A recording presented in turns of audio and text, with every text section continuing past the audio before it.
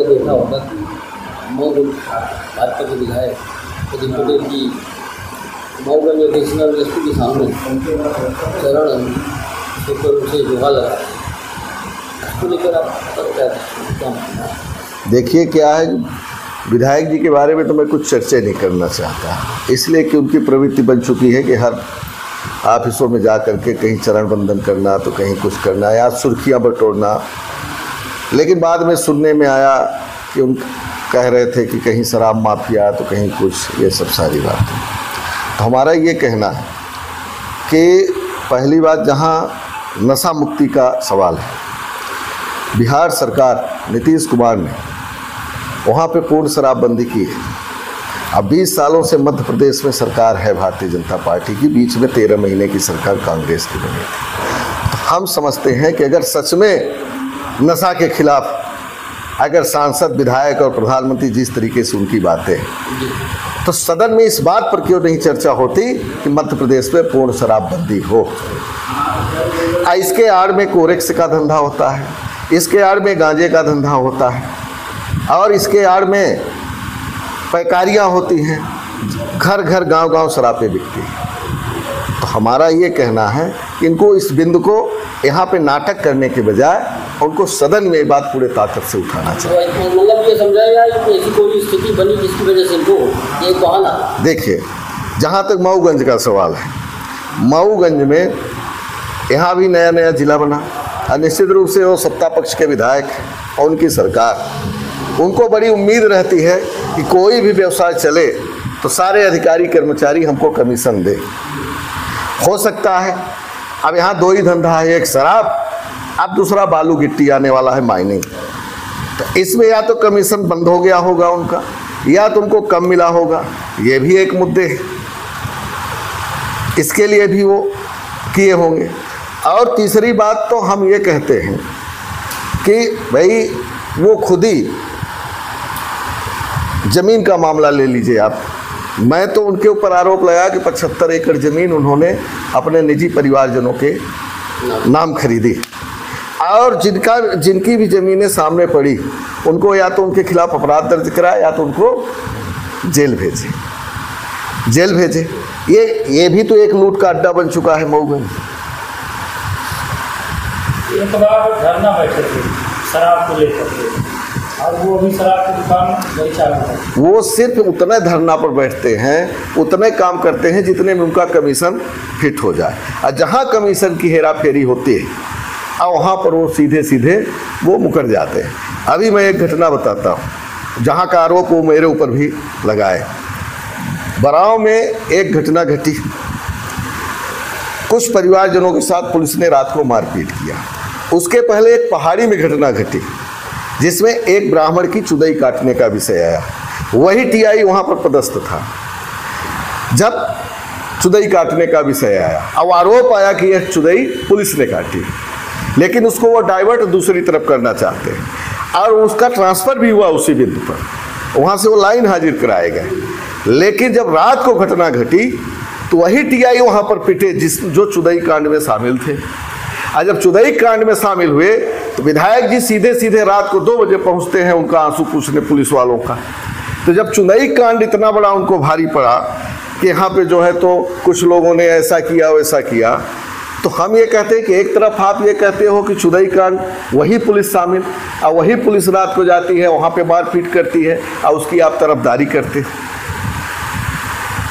आपके ऊपर एक आरोप लगा कि आप नशा कारोबारियों को समझते हैं। देखिए, हम तो यही कह रहे हैं कि हम, उनका तो दावे है हमारे ऊपर आरोप लगाने का, और वो 60 साल से यहाँ विधायक हैं, और जनता ने 2-2 बार उनको विधायक बनाया, और जनता ने बनाया, हम इस बात को स्वीकार करते हैं। और इसके बावजूद आरोप वो मेरे ऊपर आज तक लगा रहे हैं।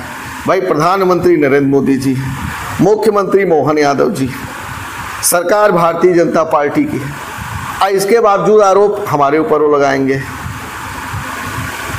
कहते हैं उनकी पुलिस थाना प्रभारी की स्थापना भी उनकी मर्जी से नहीं होती। आप चले जाइए कितने थाने हैं, हर थानों में उनके निजी रिश्तेदार हैं। नाम से कहिए तो हम बता दें, निजी रिश्तेदार है। एक आध थाने कहीं बचे हों तो हम नहीं कहते, हो सकता है कि और बड़े अधिकारी हमारे यहाँ एक बृहस्पति पटेल चौकी प्रभारी, उनके ऊपर 4 बार आरोप लगा, 4 बार वो सस्पेंड हुए।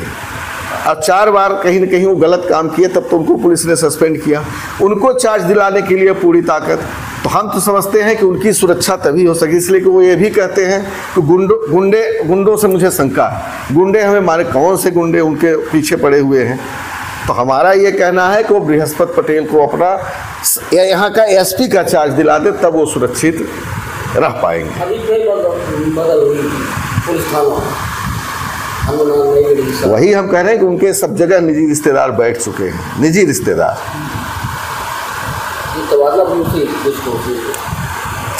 तबादला बगैर उनके इशारे का थोड़ी हो सकता है, एक जगह ना किए हो। सवाल है तो नशा के खिलाफ हो, गलत लड़ाई न लड़े, अन्य जनता को गुमराह करे, यह सरकार का काम है।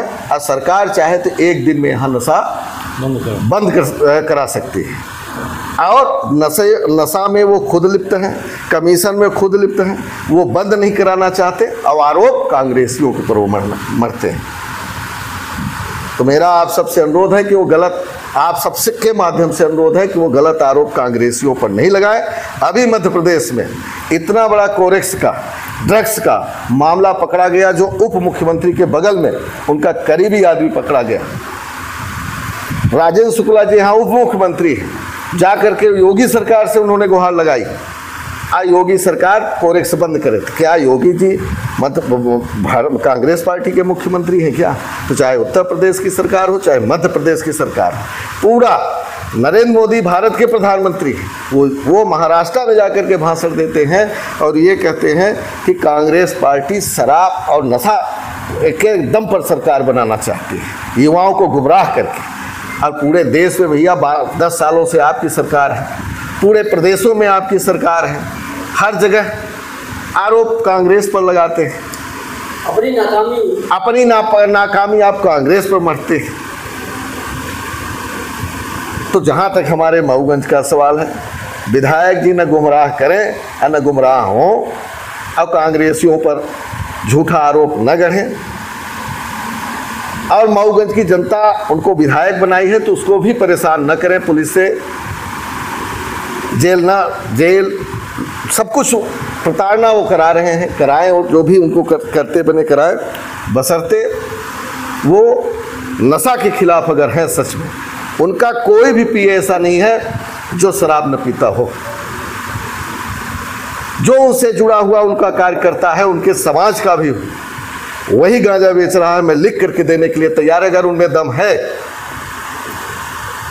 तो कहीं भी बैठ जाए, हम सामने बैठ करके उनसे बात करने के लिए तैयार हैं कि आपका ये आदमी, आपके दल का ये आदमी शराब बेचता है और गांजा बेचता है।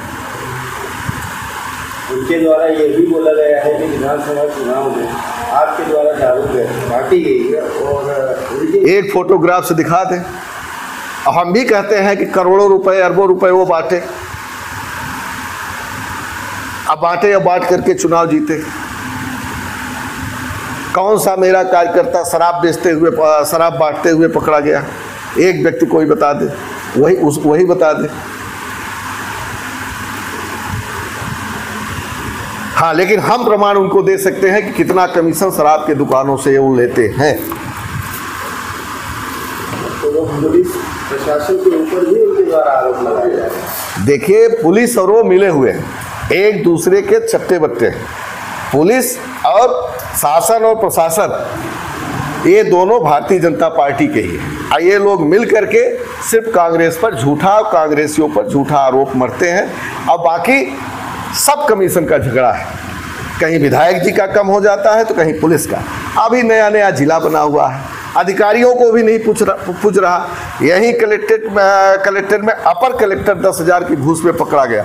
जब 10,000 की घूस में पकड़ा गया तो 2,000 विधायक को देगा। तो भाई छोटा जिला है, विधायक जी भी सब्र करें। वैसे भी जमीन पर्याप्त उन्होंने हड़प लिया है, 75 एकड़ जमीन उन्होंने गरीबों की खरीदी सिर्फ रास्ता बनवाने के नाम पर। और कई लोगों के ऊपर अपराध उन्होंने दर्ज कराया। टड़हर में अपराध दर्ज कराया, बाढ़ क्रमांक 12 में अपराध दर्ज कराया, पुलिस भेजे। और जहाँ वो ज़मीन खरीद, बीच में जाएंगे, सस्ती ज़मीन खरीदेंगे और इसके बाद पुलिस भेजेंगे। अब आरोप लगाएंगे कांग्रेसियों पर कौन है कांग्रेस का गुंडा, कौन है कांग्रेस? यहाँ कांग्रेस के सब सिपाही हैं, कार्यकर्ता। जिस तरह से